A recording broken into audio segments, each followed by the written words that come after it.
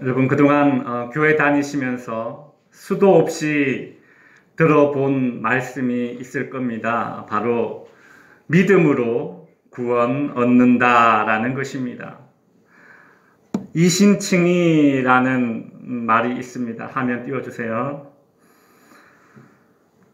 우리가 로마서나 갈라디아서 같은 경우에 보면 특별히 이 이신칭이 믿음으로 말미암아 의롭다 칭함을 받는다라는 이것이 우리 개신교의 우리 기독교 개신교의 어떤 정금과 같은 그런 말씀으로 여겨지고 있습니다. 그런데 오늘 우리가 야고보서를 읽어보면 야고보는 믿음으로 말미암아 구원을 받는다라는 이 말씀과는 다소 대척점에 서 있는 행함으로 말미암아 구원받는다라는 이야기를 하는 것 같아서 우리가 이 야고보서를 읽으면 좀 마음이 다소 불편해지는 경향이 있습니다. 로마서도 성경이고 야고보서도 성경인데 로마서는 믿음으로 말미암아 구원받는다라고 하는데 이 야고보서는 또 행함이 없는 믿음은 죽은 믿음이다 이렇게 이야기하니 이 두 말씀 사이에 충돌이 있는 것 같아서 우리가 많이 고민이 되는 부분이 이 부분입니다.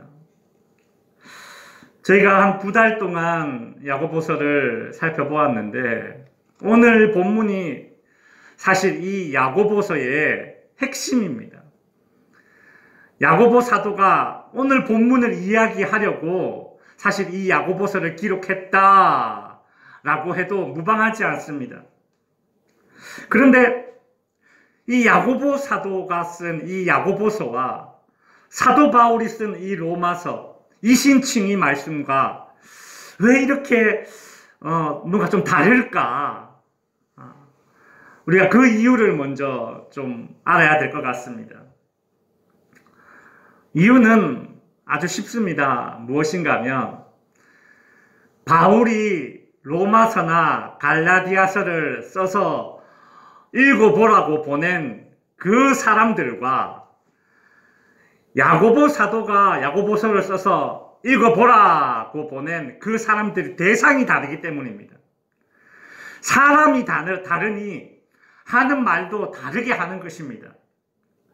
한번 살펴보죠. 우선 사도 바울 같은 경우에 로마서와 갈라디아서 같은 이런 이신칭의 오직 믿음으로 말미암아 구원받는다라는 이 말씀은 율법주의자들을 향해서 하신 말씀입니다.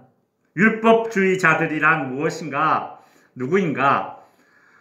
자신들이 율법을 잘 지켜서 구원을 받는다라는 생각을 가진 사람들이 율법주의자들입니다. 초대교회 안에는 유대교에서 개종한 기독교인들이 있었습니다. 이 유대인들은 예수님이 자신들의 죄를 위해서 십자가에 죽으셨다라는 사실을 믿습니다. 동시에 자신들이 율법을 잘 지켜서 구원받는다라는 생각을 같이 가지고 있었습니다. 바울은 바로 이런 율법주의자들을 대상으로 이신칭의의 교리 로마서나 갈라디아서를 써서 보냈던 것입니다. 반면에 우리가 보고 있는 이 야고보서는 이와 반대로 자유사상가들을 향해서 쓴 그런 성경입니다. 자유사상가들이란 어떤 사람들인가? 초대교회 안에 아까 말씀드린 그런 율법주의자들이 있죠.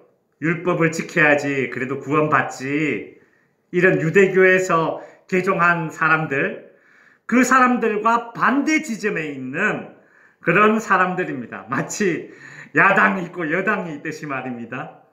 이들은 바울의 이신칭의 교리를 듣습니다. 믿음으로 말미암아 구원을 받는다. 그래? 믿음으로 말미암아 구원을 받는다고? 그럼 나는 믿기만 하면 되는 건가? 율법은 굳이 뭐 안 지켜도 되겠네? 나는 믿기만 하면 구원 받으니까 어떻게 살아도 구원은 받겠네? 이런 생각을 가졌습니다. 마치 천국이 내가 하나님에게 빚진 것을 받아낸다는 그런 마음으로 나는 믿으니까 나는 천국 예약해놨어. 그렇게만 생각하는 사람들입니다. 이들에게 믿음이란 그저 기독교 교리를 아는 것, 그리고 열심히 배우는 것, 이것을 믿음이라고 생각했습니다. 그래서 그 당시에 믿기는 하지만 전혀 행함이 없는 성도들이 생겨나게 되었습니다. 그런 사람들에게 야고보는 이 야고보서를 쓴 것입니다. 그들은 기독교의 진리를 인정합니다. 그들에게 믿느냐라고 물어보면 그들은 믿는다라고 대답을 합니다. 그러나 결코 그 믿고 있는 진리대로 살아야 할 필요성을 느끼지 못하고 있습니다. 믿으면 되지. 굳이 믿은 대로 살아야 되는 그런 필요성이 있느냐? 이렇게 반문합니다. 야고보는 이처럼 믿음과 행함을 구분하려는 사람들에게 반박하고자 이 야고보서를 썼던 것이죠. 오늘날 소위 지성인들 중에서 기독교를 하나의 사상으로 받아들이고 교회는 골치 아파, 교회는 문제가 많다고 하면서 다니지 않는 사람들이 많습니다. 나는 예수는 믿는데 교회는 안 나간다라고 당당하게 말하는 사람들이 있습니다. 요즘으로 치면 그렇게 말하는 사람들에게 이 야고보 사도가 이 야고보서를 쓴 것입니다. 나는 예수는 믿는데 교회는 안 나가, 이렇게 당당하게 말하는 사람들에게 이 야고보서를 쓴 것이죠. 왜 그들은 나는 예수는 믿는데 교회는 안 나간다라고 말할까요? 그렇게 말하는 사람들 중에는 그냥 교회 나가기 싫으니까 그냥 둘러대는 그런 말뿐인 사람들도 있습니다. 그러나 정말 심각한 사람들은 그런 사람들이 아닙니다. 자기 나름대로의 주장과 이론으로 똘똘 뭉쳐진 사람들이 있습니다. 예수는 믿는데 이 땅의 교회는 불완전해서 교회를 안 나간다는 사람들이 한 가지 광고하고 있는 사실이 있습니다. 그것은 무엇인가 하면 그 교회를 주님이 친히 세우셨다는 사실, 그 교회의 머리가 바로 주님이라는 사실을 그들이 받아들이지 않고 있다는 사실입니다. 야고보 사도는 초대교회 안에서 믿음과 행함을 분리하려는 그런 자들을 보면서 오늘 본문 20절에 이렇게 탄식하고 있습니다. 아, 허탄한 사람아. 여러분, 이게 오타가 아닙니다. 허탄한 사람아. 이렇게 되어 있습니다. 이건 우리가 한글로 이렇게 두 번 쓴 것이 아니라 실제로 원어로 두 번 감탄을 한 것입니다. 두 번 탄식을 한 것입니다. 그만큼 이 야고보 사도는 행함이 없는 믿음을 탄식의 대상으로 여기고 있습니다. 장탄식이죠. 허탄한 사람아. 야고보는 행함이 없는 믿음을 보면서 왜 이렇게 장탄식을 할까요? 그 이유는 행함이 없는 믿음이 헛것이기 때문입니다. 헛되기 때문입니다. 오늘 본문 14절에 보시면 내 형제들아, 만일 사람이 믿음이 있노라 하고 행함이 없으면 무슨 유익이 있으리요? 14절을 가만히 보시면 믿음이 있노라 하고 행함이 없으면이라고 하죠. 우리가 잘 구분하셔야 됩니다. 이 말은 믿음은 있는데 행함이 없다라는 말이 아닙니다. 믿음은 있는데 행함이 없다라는 말이 아닙니다.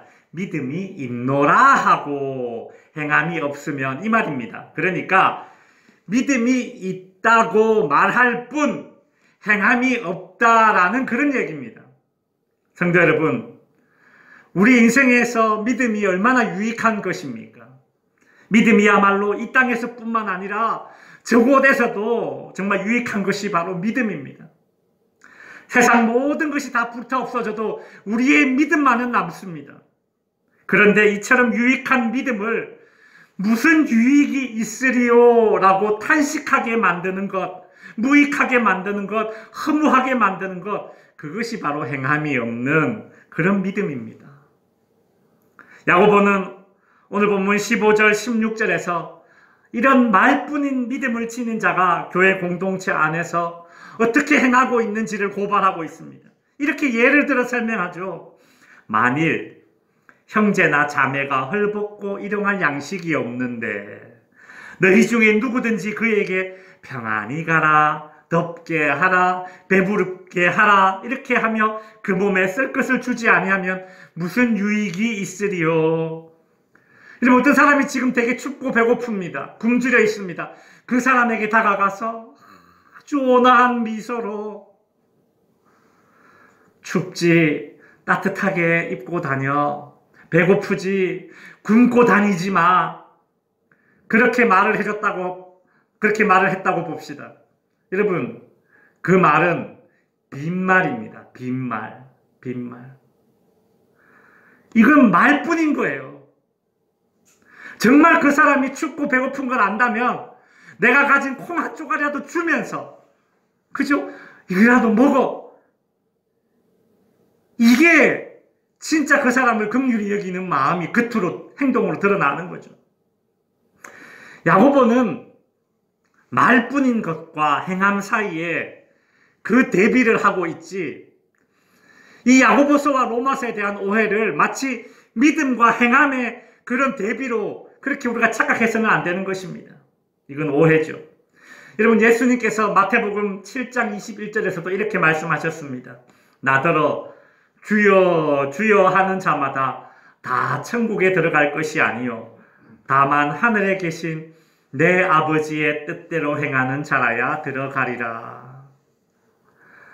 예수님께서 두 부류의 사람을 지금 언급하고 계십니다. 첫째, 주여 주여 하는 자, 말뿐인 신앙을 가진 자.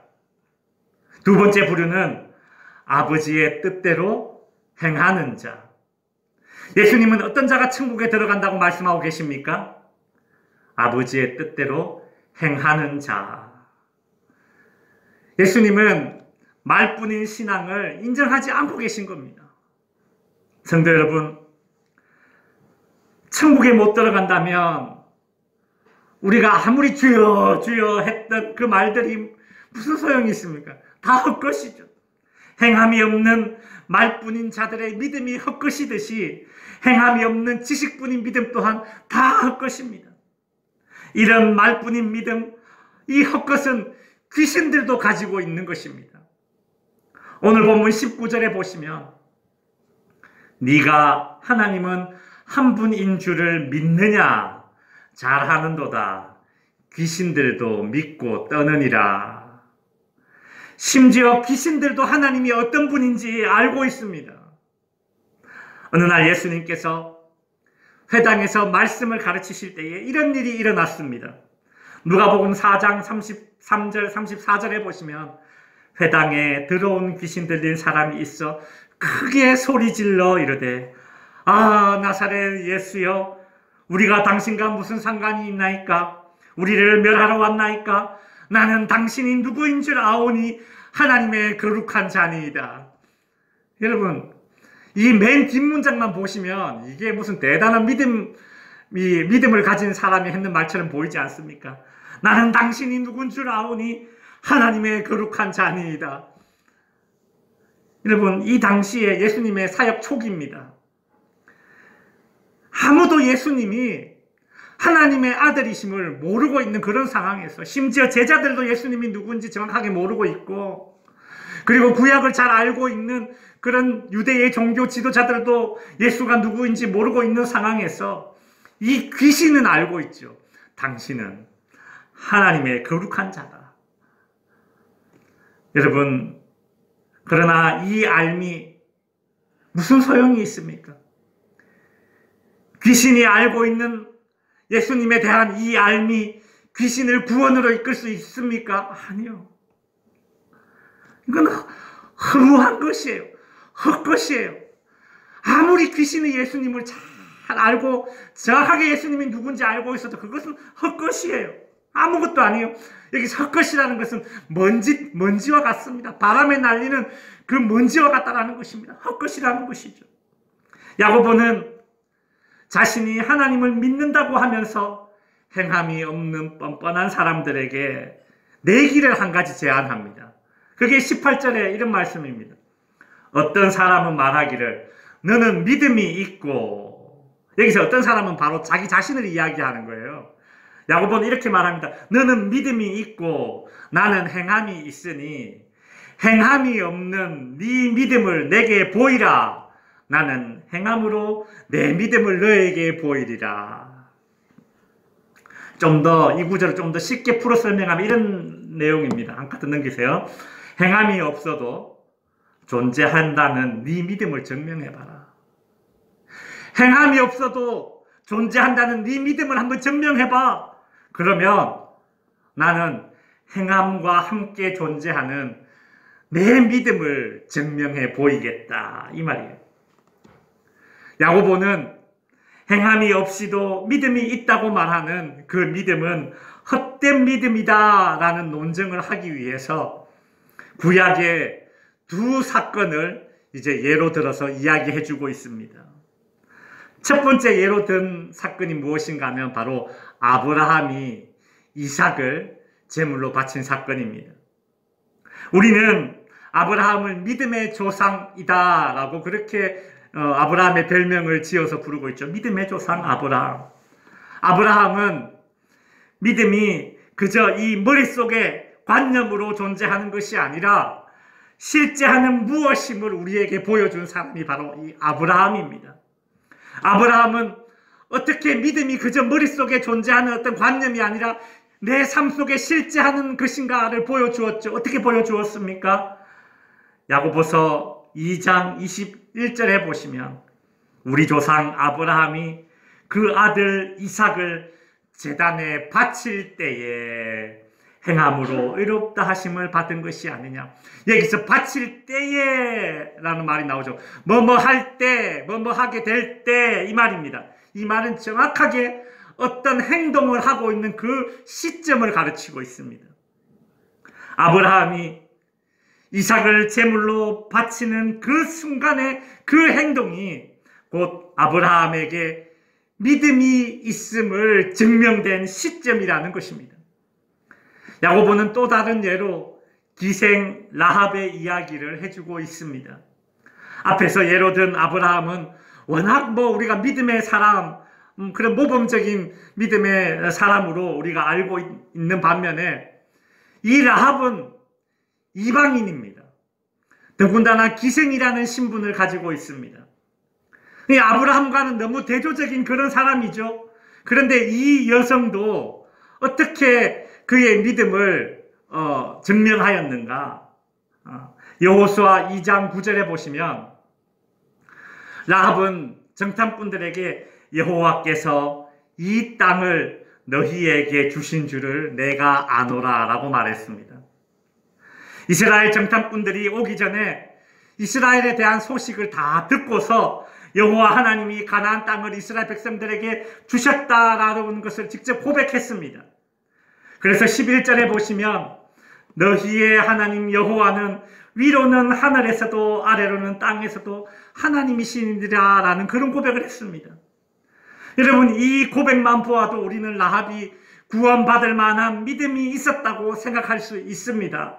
그런데 만일 이 라합이 입으로는 이렇게 고백을 했지만 생각으로는 이 세상 최고의 신이 하나님이고 이 땅을 하나님께서 이스라엘에게 주셨다라는 것도 다 생각하고 믿고 있습니다. 그런데 실제 행동으로 이 라합이 이스라엘의 정탐꾼들을 숨겨주지 아니하고 도리어 신고하고 그래서 죽게 만들었다면 이 라합은 절대 구원받지 못했을 것입니다.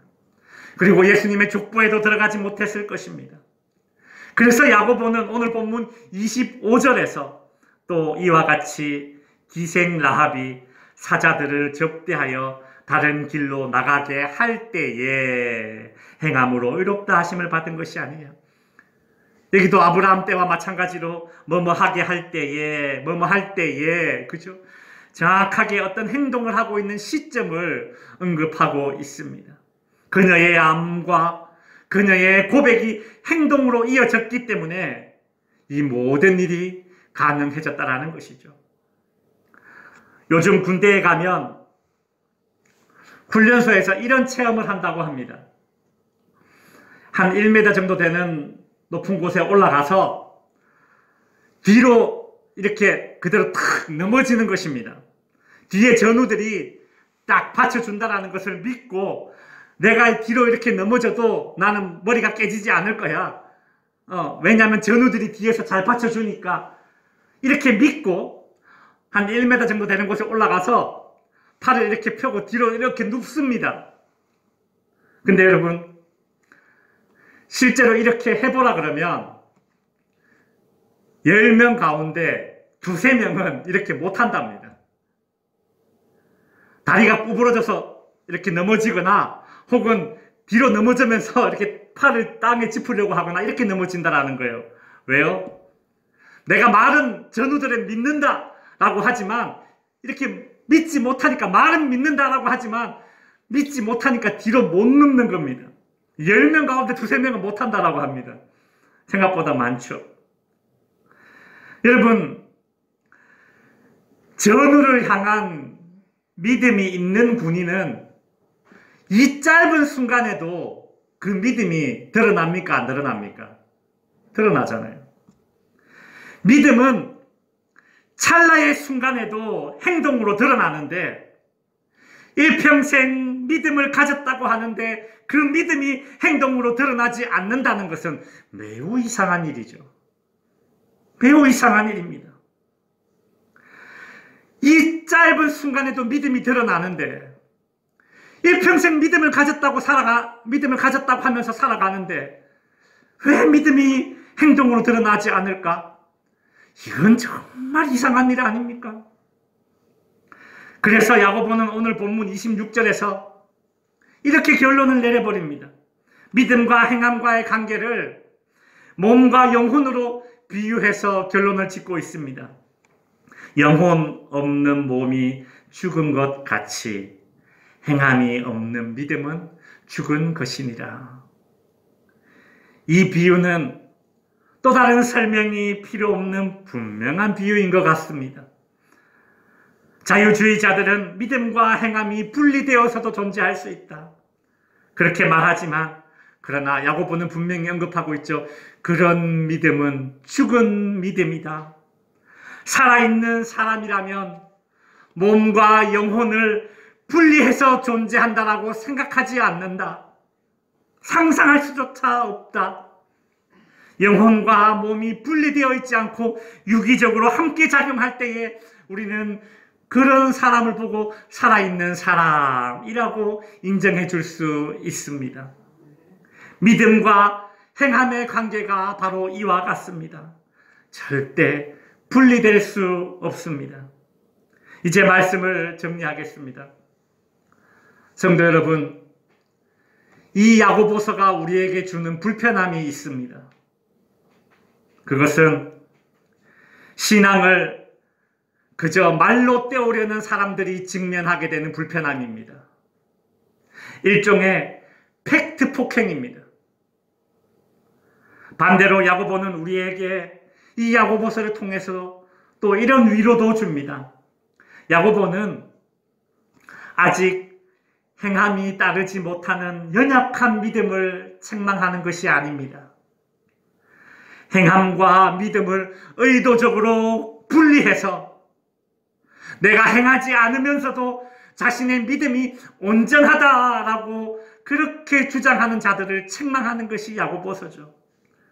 그러니 이 나의 믿음의 연약함을 책망하는 것이 아니라 의도적으로 믿음과 행함을 구분하는 자들을 책망하는 것이 이 야고보서입니다. 믿음이 아니라 야고보서는 처음부터 믿음이 없는 믿음을 책망하고 있는 것입니다. 여러분, 행함이 없는 믿음은 그저 하나의 신념일 뿐입니다. 바울은 갈라디아서 5장 6절에서 이렇게 말했습니다. 그리스도 예수 안에서는 사랑으로서 역사하는 믿음이라는 말을 했습니다. 사랑으로서 역사하는 믿음, 그렇게 믿음을 강조하는 이 바울에게 믿음은 무엇인가? 어떤 뜨거운 체험이나 어떤 강한 자기 확신이 아닙니다. 바울에게 믿음이란 사랑으로서 역사하는 이것은 행동을 가리키는 것이죠. 사랑으로서 역사하는 그 믿음을 바울은 믿음이다라고 말하고 있습니다. 그간 한국교회는 유달리 믿음을 강조해 왔습니다. 그것이 종교개혁자들의 후손으로서 정통성을 바르게 세워나간다는 것으로 그렇게 생각하고 살아왔습니다. 이에 비해서 상대적으로 믿음을 지닌 자들이 어떻게 살아야 하는가에 대한 이 행함의 문제는 소홀히 여겼던 것이 그간의 이 교회의 약점입니다. 왜 행함을 강조 못합니까? 왜 불편합니까? 행함을 강조하지 않으니 교회 안에서는 그저 말 잘하는 사람, 말뿐인 사람들도 득세할 수 있고, 행함을 강조하지 않으니 주님의 피값으로 이룬 구원이 싸구려 구원이 되어버렸습니다. 성도 여러분, 예수님께서는 우리에게 말로만 사랑한다라고 하시지 않으셨습니다. 성도 여러분, 주님이 맞으신 채찍은 주님 당신의 몸에 새겨진 채찍 자국입니다. 주님이 찔리신 못자국은 주님의 몸을 관통한 못자국입니다. 주님은 우리를 향한 당신의 사랑을 당신의 몸으로 행동으로 실행하였습니다. 성도 여러분, 고로 믿음은 살아내는 것입니다. 믿음은 여러분의 머릿속에 있는 것이 아닙니다. 믿음은 여러분의 확신 속에만 거하는 것이 아닙니다. 믿음은 살아내는 것입니다. 말로만 머리로만 하는 신앙이 아니라 온 마음 다해, 온 몸 다해, 온 시간 다해 살아내는 것이 바로 믿음입니다. 신앙생활은 내가 정말 주님을 믿는 사람임을 나 자신과 이웃에게 증명하라는 몸부림입니다. 그것이 바로 우리의 믿음입니다. 우리 다 함께 믿음이 있노라 하면서 중요한 순간에는 언제나 타협해 버렸던 나의 연약함을 이 시간 주님 앞에 고백합시다. 더 이상 시간 핑계, 물질 핑계, 건강 핑계, 환경 핑계, 사람 핑계, 교회 핑계 되지 않겠다고 우리 한번 다짐합시다. 여러분의 주님 사랑을 여러분의 몸에 새겨내십시오. 여러분의 주님 사랑을 여러분의 행동에 새겨내는 살아있는 믿음으로 우뚝 서시기를 주님의 이름으로 축원드립니다. 기도하겠습니다.